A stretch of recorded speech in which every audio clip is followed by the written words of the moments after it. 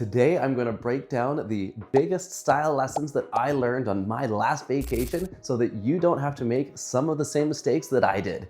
Yes, I just got back from a 4-week Euro trip. I was in Porto, Athens, Santorini, Mykonos, Ios, Patos, and Barcelona, and I screwed up a few things. I thought I had it down pat, but I wasn't quite there. So in today's video, we're gonna go over a few of the wins and a few of the fails, so let's get into it. So for lesson number 1, we're talking about linen pants. If you're going somewhere hot like the Greek islands, these are absolutely essential. My pair of linen trousers were incredibly lightweight, stylish, breathable, and let's be honest, they made me feel like an absolute rock star when I was out in Santorini. And then for my other pair of pants, I brought with me a nice lightweight pair of chinos. And now they're beige in color because it's still early September. It's still essentially summertime, especially out in the Greek islands. I thought for my travel days when I'm in airports, buses, ferries, that these things would be perfect, which they were. However, I spent 4 days in Montreal before my trip, and in fact, even when I was in Porto, it was a little bit dreary, a little bit cloudy, and even a little bit rainy. The problem with lightweight pants is they are not going to do very well in the rain. So I ended up having to buy a pair of navy chinos to get me through these rainy days in Montreal and Porto. Now, obviously, that's a style oops because I probably should have prepared just a little bit better for the rain. So I'm telling you so that you could probably try and do something a little bit different on your next vacation, namely bring one pair of versatile pants that are not gonna get destroyed in a little bit of rain because you never know what can happen. Speaking of weather, for lesson number 2, I didn't bring any tops that can survive the rain. Shocker, again, I just didn't plan for it. I didn't think about it. I looked at the weather, it looked fine, and then the rain hit. So what did I have to do? I had to go out and buy a lightweight sweater that also wasn't going to look super dirty with a little bit of rain. So when I was in Montreal, I found this guy right here, and it worked perfectly because it was a nice lightweight material because, let's be honest, it's September. It was still plenty warm enough outside, but I needed something that would survive a little bit of rain. I probably could have just brought one with me and saved myself the money. However, one good decision that I made, I left my suede loafers at home. I went back and forth on this so many times because I desperately wanted my suede loafers on this trip. They're stylish, they're easy to walk in, and they are just so functional for all of the outfits that I was bringing with me. But I thought in the back of my mind, if it rained, they're screwed. So I switched them out at the last minute for a pair of white leather sneakers because yes, even though they're white, it's leather. So if they got dirty, you just wipe them clean and they were done. It was like good as new. Anytime I had to dress up, they looked nice. Anytime I was just going out for a walk, they looked nice. Anytime it rained, they still looked nice and they didn't get destroyed. So that was a huge win. For lesson 3, let's talk through a couple of the accessories that helped get me through this trip. For starters, the watch that I chose to wear was a Tissot Seastar 1000 because it's a dive watch. I'm not saying that you have to go out and get a very expensive watch. That's not what I'm saying here. I'm saying go out and get something like a dive watch because it was perfect for this trip. I wasn't worried about it getting lost or stolen at hostels, at the beach, on boats, you name it, because it was always on my wrist. A good dive watch is good for up to 300 meters under the water, and it is perfectly fine. So that meant that I never had to take it off, and I was never worried about it one bit throughout this entire trip.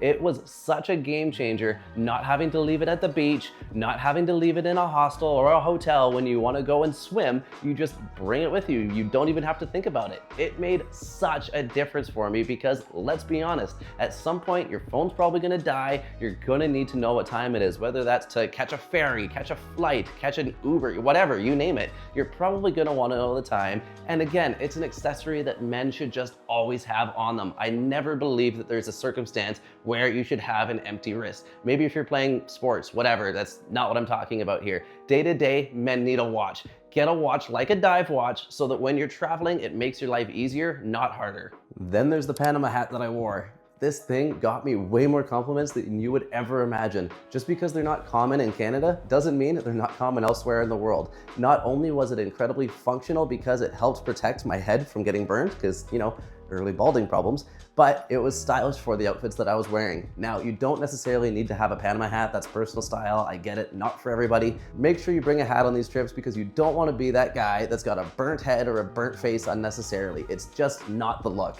And that transitions into skincare. Now, I know guys are going to make fun of me for this one, but you want to take care of your skin. The moisturizer that I was using has an SPF of 20 built into it, so I was able to have that every single morning and then supplement it with a nice sunscreen throughout the day. You want to take care of your skin because skin cancer is no joke. Talk to any Australian and they will tell you that SPF is their best friend. Seriously, sunscreen doesn't sound stylish and it's annoying, it's a pain in the ass, you have something extra to think about to bring with you, but trust me, nothing is less stylish than a face that looks like a freaking lobster. For lesson 4, we're talking about sunglasses, specifically an old pair of good high quality sunglasses. The reason I say old is because they can be your workhorse. You're not worried about losing them. You're not worried about dropping them. But I say a good pair of sunglasses because you want to protect your eyes. Those really shitty gas station sunglasses are not actually protecting your eyes at all. So go out and find yourself a pair of sunglasses, hopefully that were high quality, that were just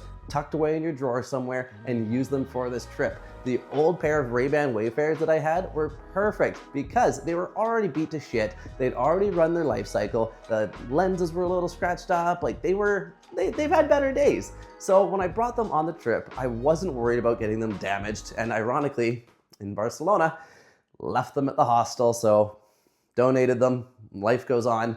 I know that sounds like kind of a first world problem to like donate a pair of Ray-Bans. Oh no, not everyone can afford that. But like they were old, okay? Like if you're talking cost per wear, probably cost me less than a couple bucks a wear. That's really not much in the grand scheme of things to take care of your eyes when you're on vacation. For lesson number 5, it's actually more about how I packed for my trip than style itself, but it makes sense, don't worry about it.